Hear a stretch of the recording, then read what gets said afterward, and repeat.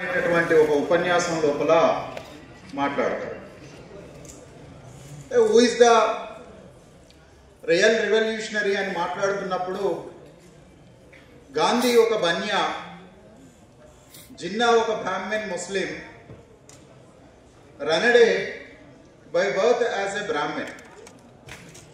అంటే ఈ మూడు పర్సనాలిటీస్ని కంపేర్ చేసేటప్పుడు revolutionary characters Bania Gandhi, Muslim Jinnah కంటే కూడా ఒక బ్రాహ్మణ్ రనడే లోపల చాలా బలంగా ఉన్నాయి అని చెప్పేటటువంటి ప్రయత్నం చేస్తాడు. దాంట్లో ప్రధానంగా ఏంటిది అని అంటే, ప్రపంచం అంతటా చరిత్రే నాయకుడిని నిర్మిస్తుందా, నాయకుడు చరిత్రను నిర్మిస్తాడా అనేటటువంటి క్రమం లోపల మార్క్సిస్టులకు ఒక ప్రధానమైనటువంటి థియరిటికల్ అబ్జర్వేషన్స్ ఉన్నాయి. బహుశా ఈ హాల్లో అనేక మంది మార్క్సిజాన్ని అంగీకరించేటటువంటి మిత్రులు ఉండవచ్చు. బహుశా మీకు కూడా దానికి సంబంధించినటువంటి అవగాహన ఉంటుంది. అంటే ఆర్థిక వర్గాల మధ్యన జరిగినటువంటి చారిత్రక ఘర్షణే ఒక నాయకుడిని పుట్టిస్తుంది. అందులో నుంచి భాగంగానే లెనిన్ లాంటి వాళ్ళు, మావో లాంటి వాళ్ళు, చార్ మజందార్ లాంటి వాళ్ళు పుట్టుకొని వచ్చారు అనేటటువంటి దాన్ని చాలా బలంగా వినిపిస్తూ ఉంటాం. అంటే చరిత్ర నాయకుడిని నిర్మిస్తుంది, నాయకుడు చరిత్రను నిర్మించలేడు అని గోడల పైన కూడా రాసినటువంటి సందర్భాలు ఉంటాయి. కానీ ఇంకొక వైపు నుంచి నాయకుడిని దైవం సృష్టిస్తాడు అని చెప్పేటటువంటి ఒక స్పిరిచువల్ థియరిటికల్ ఆర్గ్యుమెంట్ కూడా ఒకటి ఉంది. అంటే మను అట్లానే అంటాడు, రాజుని సృష్టించింది దేవుడు, దేవుడు ప్రజల్ని పరిపాలించడం కొరకు ఒక రాజును పంపించాడు అనేటటువంటి ఒక వాదన. ఇంకొకటి ఏంటిది అని అంటే, భౌతికమైనటువంటి పరిస్థితులు నాయకుడిని నిర్మిస్తాయి, జియోగ్రఫికల్ కండిషన్స్ లీడర్ని ప్రొడ్యూస్ చేస్తాయి అనేటటువంటి మరొక వాదన కూడా ఉన్నది. అయితే ఈ అన్నింటికంటే భిన్నంగా బాబాసాహెబ్ అంబేద్కర్ పైన అత్యంత ప్రభావితం చూపించినటువంటి ఒక ఇంటలెక్ట్ కార్లైల్ అనేటటువంటి ఒక ఫిలాసఫర్, గ్రేట్ ఫిలాసఫర్ ఏమంటాడు అని అంటే, భౌగోళిక చారిత్రక పరిస్థితులు చరిత్రని నిర్మించటం ఎంత వాస్తవమో, వ్యక్తులు కూడా ఆ చరిత్రని మలుపు తిప్పటం కూడా అంతే వాస్తవం అయ్యి ఉంటుంది అని అంటాడు. అందుకనే బాబాసాహెబ్ అంబేద్కర్ ఏమంటాడు అని అంటే, చరిత్ర నిర్మించేటటువంటి క్రమం లోపల ఆర్థిక భౌగోళిక పరమైనటువంటి అంశాలు ఎంత కీలకమైనటువంటివో, ఆ చరిత్రని మలుపు తిప్పటం లోపల నాయకత్వానికి ఉండేటటువంటి ఒక సైద్ధాంతిక అవగాహన కూడా అంతే ప్రధానమైనటువంటిది అని అంటాడు. అయితే భారతదేశం లోపల గద్దర్ మరణం తర్వాత కానీ, గద్దర్ అన్న జీవించి ఉన్న కాలం లోపల కానీ ఒక చర్చ జరిగింది చాలా ప్రధానంగా. అంటే గద్దర్ అనేటటువంటి వ్యక్తి, he become more popular, it is because of the political party and the Marxist ideology అనేటటువంటి దాన్ని మార్క్సిస్ట్ సర్కిల్స్ లోపల చాలా బలంగా తీసుకొని పోయారు. కొద్ది కాలం పాటు గాంధీ, రనడే, జిన్నాని చదవక ముందు నాకు కూడా అట్లాంటి అభిప్రాయమే ఉండేది. కానీ ఇక్కడ ప్రధానంగా చెప్పుకోవాల్సినటువంటి అంశం ఏంటిది అని అంటే, భారతదేశంలో 1970ల తర్వాత కొనసాగినటువంటి నక్సల్బరీ ఉద్యమము అది భౌగోళిక పరిస్థితుల నుంచి, ఆర్థిక పరిస్థితుల నుంచి పుట్టుకొని వచ్చినప్పటికీ సంస్కృతి అనేటటువంటి ఆ ఉద్యమాన్ని మహోన్నతమైనటువంటి స్థాయికి తీసుకుపోవటం లోపల వ్యక్తులు, సాంస్కృతిక నాయకుల యొక్క పాత్ర కీలకమైనటువంటిది. ఆ పాత్రని భారతదేశ విప్లవోద్యమం లోపల నిర్వహించినటువంటి వాడు గద్దరన్న. ఈ గద్దరన్న అనేటటువంటిది లేకుండా అంటే రెవల్యూషనరీ మూవ్మెంట్కు ఇంత గ్లోరిఫికేషన్ ఉండేటటువంటిది, రెవల్యూషనరీ మూవ్మెంట్కు ఇంత పాపులరైజేషన్ అనేటటువంటిది సాధ్యమయ్యి ఉండేదా? రెవల్యూషనరీ మూవ్మెంట్ అనేటటువంటిది ఈ దేశం లోపల గడప గడపకు తీసుకొని పోవటం లోపల కేవలం ఆర్థిక పరిస్థితులు మాత్రమే కాదు, సంస్కృతి అనేటటువంటిది సూపర్ స్ట్రక్చర్ నిర్మించి అట్టడుగున ఉండినటువంటి పునాదిని బద్దలు కొడుతుంది అని యాంటోనియో గ్రాంషీ అంటాడు. ఆ యాంటోనియో గ్రాంషీ చెప్పినటువంటి సూపర్ స్ట్రక్చర్ లోపల గద్దరన్న ఉండి, ఆ సూపర్ స్ట్రక్చర్ని, సంస్కృతిని, ప్రజల సంస్కృతి, బూర్జువా సంస్కృతి, పెట్టుబడిదారి సంస్కృతి, బ్రాహ్మణీయ సంస్కృతిని ధ్వంసం చేసి ఒక శ్రామిక సంస్కృతి, వర్కింగ్ క్లాస్ కల్చర్ని తీసుకొని రావటం లోపల, బహుజన సంస్కృతిని నిర్మించటం లోపల ఒక సుదీర్ఘకాలం ప్రయాణం చేసినటువంటి ఒక మహోన్నతమైనటువంటి సాంస్కృతిక నేపథ్యం కలిగినటువంటి వ్యక్తి గద్దర్. అందుకనే గద్దరన్నని కేవలం ఒక వ్యక్తిగా లేదా గద్దరన్న సాంస్కృతిక పోరాటం అనేటటువంటిది కేవలం రాజకీయాలు మాత్రమే నిర్మించినాయి అనేటటువంటి అభిప్రాయాన్ని ఖచ్చితంగా ఇక్కడ ధ్వంసం చేయాల్సినటువంటి అవసరం ఉన్నది. చరిత్రని మలుపు తిప్పటం లోపల వ్యక్తులు ఎంత కీలకమైనటువంటి పాత్రను పోషిస్తారో భారతదేశం లోపల విప్లవోద్యమాన్ని కూడా పరిడవిల్లింపజేయటం కొరకు గద్దరన్న యొక్క త్యాగము, జ్ఞానము ఆ దాన్ని అంతటినీ సంస్కృతిలోకి మలిచినటువంటి.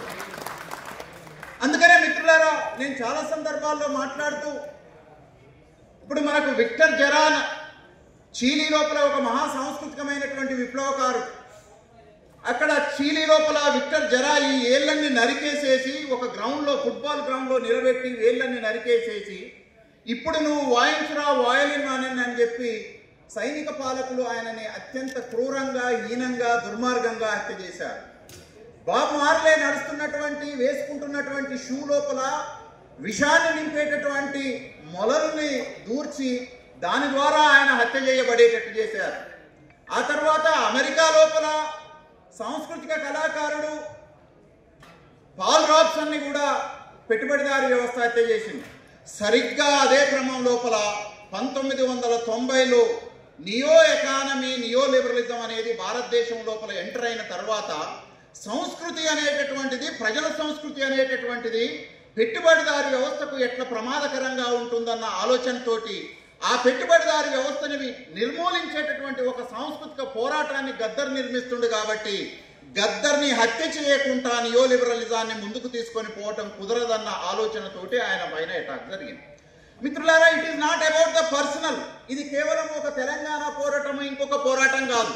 ప్రపంచవ్యాప్తంగా ఉండినటువంటి వరల్డ్ బ్యాంకు కుట్రలో నుంచి భాగంగా స్థానికంగా ఉండేటటువంటి పాలకులు దాన్ని మెటీరియలైజ్ చేసి గద్దరన్నని హత్య చేయటం కొరకు ఒక ప్రయత్నం జరిగింది.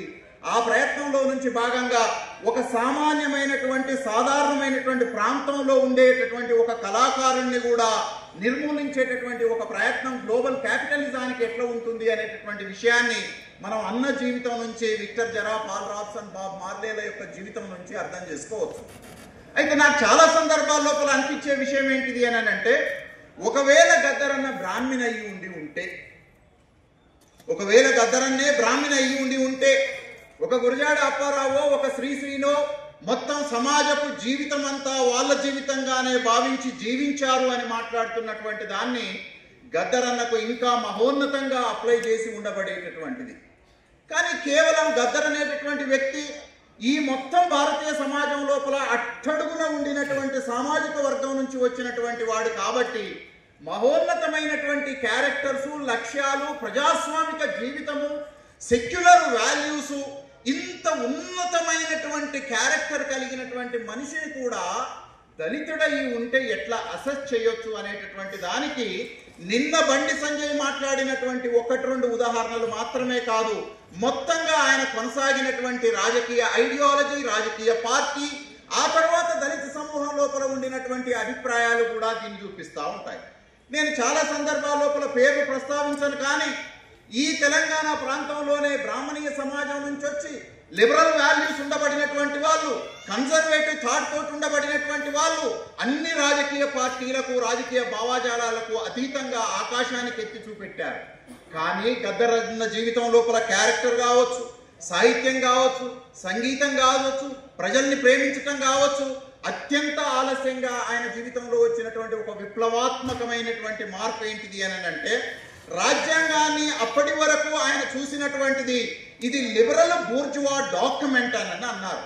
కానీ యాక్చువల్గా మార్క్సిస్టులు కూడా అర్థం చేసుకోవటం లోపల పొరపాటు జరుగుతున్నటువంటి అంశం ఏంటిది అని అంటే సమాజం పరివర్తన చెందేటటువంటి క్రమం లోపల బూర్జువా వ్యవస్థలోకి వచ్చి అక్కడ కొన్ని రాజ్యాంగపరమైనటువంటి, చట్టపరమైనటువంటి వ్యవస్థలను నిర్మించుకున్నాక మాత్రమే ఆ ప్రొలిటేరియట్ క్లాస్ అనేటటువంటిది విప్లవీకరించేటటువంటి శక్తిని కలిగి ఉంటుంది. అందులో భాగంగానే గద్దరన్న చివరిగా మాట్లాడుతున్నటువంటి, చివరిగా పాడినటువంటి దాంట్లో ఏంటిది అని అంటే, ఆయన కాన్స్టిట్యూషన్ ని సింగిల్ సెంటెన్స్ లోపల డిఫైన్ చేశాడు. భారత రాజ్యాంగాన్ని ఆయన ఏమన్నాడంటే 7 తరాల జ్ఞాన యుద్ధాల గ్రంథం అని అన్నాడు. నేను ఇప్పటి వరకు ఇట్లాంటి ఒక ఇంటర్ప్రిటేషన్ ని ఇండియన్ కాన్స్టిట్యూషన్ మీద ఇప్పటి వరకు ఇని లేరు. ఇప్పటికీ కూడా right wing forces, left wing forces Indian constitution ని ఒక లిబరల్ కాన్స్టిట్యూషన్ అని, ఫ్యూడల్ కాన్స్టిట్యూషన్ అని, అది రాసినటువంటి డ్రాఫ్టింగ్ కమిటీ చైర్మన్ ని లిబరల్ బూర్జువా ఇంటెలెక్చువల్ అని చెప్పి క్రిటిసైజ్ చేశారు. కానీ గద్దరన్న తన జీవితం లోపల అప్పటి వరకు రాజ్యాంగాన్ని త్యజించి రాజ్యాంగం అనేటటువంటి దోపిడీ వర్గాల యొక్క ఆయుధం అని మాట్లాడినటువంటి వ్యక్తి తన చివరి జీవిత కాలం లోపల రాజ్యాంగాన్ని ఒక రివల్యూషనరీ డాక్యుమెంట్ అని అన్నాడు. ఎందుకు ఈ మాట అన్నాడు అని అంటే, Babasaheb Ambedkar annihilation of cost అనేటటువంటి గ్రంథం లోపల భారతీయ వ్యవస్థలో సమాజం అనేటటువంటిది లేదు. జనరల్ గా మనం మాట్లాడుతున్నప్పుడు చాలా సార్లు భారతీయ సమాజం, ఇండియన్ సొసైటీ అని అంటాం. అంబేద్కర్ ఏమంటాడంటే ఇండియాలో సొసైటీ ఫార్మేషన్ ఇంకా జరగలేదు అని అంటాడు. అంటే అసలు సొసైటీని ఆవిర్భవించినటువంటి దగ్గర భారత రాజ్యాంగం అనేటటువంటిది ఒక సమాజాన్ని నిర్మించేటటువంటి లక్ష్యంతో వచ్చినటువంటి ఒక డాక్యుమెంట్. ఈ దేశం లోపల నేలపైన నడవనీయలేదు, తెల్లని వస్త్రాలను వేసుకోనియలేదు, ఇష్టం వచ్చిన ఆహారాన్ని తిననీయలేదు, బడిలోకి ప్రవేశాన్ని నిరాకరించారు, బావిలో నుంచి చెరువులో నుంచి నీళ్లను తీసుకోవడాన్ని 1987 తర్వాత కూడా హత్యాకాండ కొనసాగించారు. నిన్న మొన్న సూర్యాపేట లోపల అమ్మాయికి ఇష్టమై అబ్బాయిని చేసుకున్నటువంటి పెళ్లిని కూడా అత్యంత క్రూరంగా హత్య చేసి, స్త్రీలకు కూడా ఎంత దుర్మార్గమైనటువంటి ఆలోచనలు ఉంటాయి, వాడిని చంపిన శవాన్ని నేను చూస్తే తప్ప నా ప్రాణం ఆగదు అనేటటువంటి ఒక దశకు. అంటే ఈ దేశం లోపల నీళ్ళకు అవకాశం లేదు, తిండికి అవకాశం లేదు, విద్యకు అవకాశం లేదు, ఆరోగ్యానికి అవకాశం లేదు, గౌరవానికి అవకాశం లేదు, డిగ్నిటీ ఆఫ్ లేబర్ లేదు, సమానత్వం లేదు. ఇవేవీ లేని ఒక దేశం లోపల ఫార్మల్ ఈక్వాలిటీ, ఫార్మల్ రైట్ అనేటటువంటి ఇచ్చినటువంటి the first social document in the 3000 years of Indian history is 1950s Constitution. If we go into the philosophy of Indian Constitution, one could be understood as like గద్దరన్న తన హృదయాలకు భారత రాజ్యాంగాన్ని హత్తుకొని ఇంత మహోన్నతమైనటువంటి విప్లవ పత్రము ఈ ప్రపంచం లోపల అమెరికా, ఇంగ్లాండ్ లోపల కూడా లేదు. అంత డెమోక్రటిక్, రాడికల్, సెక్యులరు, సోషలిస్టు రాజ్యాంగాన్ని బాబాసాహెబ్ అంబేద్కర్ నిర్మించారు. కమ్యూనిస్టులు ఆయనని లిబరల్ బూర్జువా ఇంటెలెక్చువల్ అని అన్నారు. ఆ తర్వాత కాంగ్రెస్ ఆయనని కేవలము ఒక కులవాది అని చెప్పి ముద్ర వేశారు. కానీ బాబాసాహెబ్ అంబేద్కర్ లోపల ఇప్పటి వరకు ఈ దేశ చరిత్రలో లేనటువంటి ఒక మహోన్నతమైనటువంటి నాయకత్వ శిఖరం ఉన్నది అని అన్నారు. అందుకనే ఇందాక నేను మాట్లాడినప్పుడు మిత్రులారా, కేవలం చరిత్ర మాత్రమే సమాజాన్ని మలుపు తిప్పదు, చరిత్ర మాత్రమే నాయకుల్ని నిర్మించదు, నాయకులు కూడా చరిత్రని మలుపు తిప్పుతారు. బాబాసాహెబ్ అంబేద్కర్కు ఒకే ఒక్క అవకాశం వచ్చింది, ఈ తలకిందులుగా ఉండినటువంటి భారతదేశాన్ని నిటారుగా నిలబెట్టేటటువంటి అవకాశం. ఆ నిటారుగా నిలబెట్టేటటువంటి అవకాశం ద్వారా బాబాసాహెబ్ అంబేద్కర్ ఒక రాడికల్ రివల్యూషనరీ డాక్యుమెంట్ తీసుకొని వచ్చాడు. మీకెవరికి అది అంగీకారం ఉన్నా ఉండకపోయినా, being as a Dalit who is discriminated, who is excluded to take the drinking water from the well, not to accepted to walk on the road, who is not accepted to wear the clothes, who is not accepted to enter into the school, who is not accepted to enter into the temple, నేను ఎక్కడికి రావడానికి నిరాకరించని ఒక సమాజం లోపల ఈ మనిషి ఎక్కడికైనా ప్రవేశించవచ్చు అని చెప్పిన రాజ్యాంగం ఇంతకంటే గొప్ప రెవల్యూషనరీ కాన్స్టిట్యూషన్ ఇంకేముంటుంది? అట్లాంటి కాన్స్టిట్యూషన్ని తన చివరి రోజుల లోపల గుండెల కత్తుకొని రాజ్యాంగాన్ని ఇప్పటి వరకు ఒక ఫాల్స్ కాన్షియస్నెస్ తోటి చూశాము. భారత రాజ్యాంగము ఒక మహోన్నతమైనటువంటిది, దీన్ని ఒక ఆయుధంగా మలుచుకొని ఈ దేశం లోపల విప్లవాన్ని సృష్టించవచ్చు. రాజకీయ అధికారాన్ని కూడా బతిలాడితే వచ్చేది కాదు, బుద్ధి గుంజుకునే వాళ్ళే ఆ రాజ్యాధికారాన్ని అనేటటువంటి ఒక పోరాట పద్ధతిని, అంటే డెమోక్రటిక్ గా ఎట్లా ఫైట్ చేయాలి, that is what they are in the Buddhism. Buddha speaks that non violent form కూడా ఎట్లా ఒక పోరాట పథంగా ఉంటుంది అనేటటువంటి దాన్ని తీసుకొని వచ్చాడు. యూజ్లెస్ ఫెలోస్, ఎవడిష్టం వచ్చినట్టు వాడుగా గద్దర్ పైన అనేక రకాలైనటువంటి చవాకులు, అవాకులు ఇష్టం వచ్చినట్టుగా పేలుతూ ఉండవచ్చు. కానీ గద్దర్ యొక్క ఆత్మని అర్థం చేసుకోవాలంటే 150 కోట్ల మంది ప్రజల్ని విముక్తం చేసేటటువంటి ఆత్మ గద్దర్ లోపల నిక్షిప్తమై ఉన్నది. ఆ నిక్షిప్తమైనటువంటి ఆత్మ ఆయన బాబాసాహెబ్ అంబేద్కర్ని సంపూర్ణంగా అధ్యయనం చేసి రాజ్యాంగాన్ని ఒక వెపన్ లాగా ఎప్పుడైతే ఆయన అంగీకరించిండో అప్పటి నుంచి ఒక విశాలమైనటువంటి మార్పు, ఒక విప్లవాత్మకమైనటువంటి మార్పు వచ్చింది. ఇంతకుముందు రాములు గారు మాట్లాడేటప్పుడు ఒక మాట అన్నాడు. ఆయన లాల్ నీల్ అనేటటువంటి ఒక ప్రయోగం ఈ తెలంగాణ ప్రాంతం లోపల జరిగింది. ఈ లాల్ నీల్ అంటే ఏంటిది అని అంటే, ఇయ్యాల ఈ దేశానికి పట్టి ఉన్నటువంటి ప్రమాదం, ఇయ్యాల ఈ దేశం లోపల ముస్లిం మైనార్టీలకు, కమ్యూనిస్టులకు ప్రమాదం ఉంది, రేపు దళితులని ప్రమాదం వెంటాడుతూ ఉంది, రేపు న్యూట్రల్గా ఉండటాన్ని ప్రమాదం వెంటాడుతుంది, రేపు రామ్ గోపాల్ వర్మ లాంటాడు, రాహుల్ గాంధీ లాంటి వాళ్ళకు కూడా ఈ దేశం లోపల ప్రమాదం సంభవించబోతా ఉంది. ఈ ప్రమాదం నుంచి గట్టెక్కించడానికి కామన్ ప్రాబ్లం ఉండినటువంటి, సాధారణమైనటువంటి సమస్యలు ఉండబడినటువంటి మనుషులందరి మధ్యన ఒక రాజకీయ ఐక్యతని సృష్టించకుండా ఈ దేశంలో విప్లవాన్ని సృష్టించలేవు అనే ఒక స్లోగన్ని గద్దరన్న తీసుకొని వచ్చాడు. మిత్రులారా, ఇవాళ ఇక్కడ ఒకరు ఇద్దరు ఉండొచ్చు, లేదా ఒక మనిషి గొప్పతనం గురించి చెప్పడానికి ఆయన అంతిమయాత్ర లోపల వచ్చినటువంటి లక్షలాది మందిని క్రైటీరియాగా తీసుకోవాల్సినటువంటి అవసరం లేనే లేదు. మార్క్స్ చనిపోయిన నాడు మహా అంటే వేళ్ల మీద లెక్క పెట్టగలిగే 10 మంది మనుషులు మాత్రమే ఉన్నారు. అట్లాంటి మార్క్స్ ఈ ప్రపంచాన్ని మొత్తం కూడా 100-150 సంవత్సరాల నుంచి ప్రభావితం చేస్తా ఉన్నాడు. ఇవాళ ఈ హాల్ లోపల కొంత కొరత ఉండవచ్చు, సాయంత్రానికి మొత్తం ఈ హాలు కిక్కిరిసిపోయి ఉండవచ్చు, కానీ వస్తున్నటువంటి ప్రజలు కాదు, ఆ మనిషి ఆ ప్రజల పైన చూపెట్టినటువంటి ప్రభావమే క్రైటీరియా.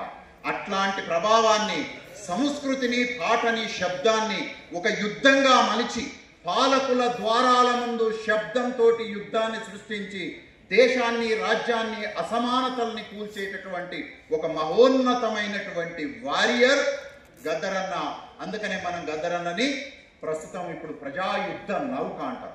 ప్రజల్ని యుద్ధం లోపల గెలిపించడం కొరకు తనే ఒక యుద్ధ నౌకలాగా మారినటువంటి ఒక మహోన్నతమైనటువంటి సాంస్కృతిక శిఖరాన్ని గుర్తు చేసుకోవడం కొరకు నాకు ఈ ఫౌండేషన్ అవకాశం ఇచ్చినందుకు మిత్రులందరికీ ప్రత్యేకంగా ధన్యవాదాలు.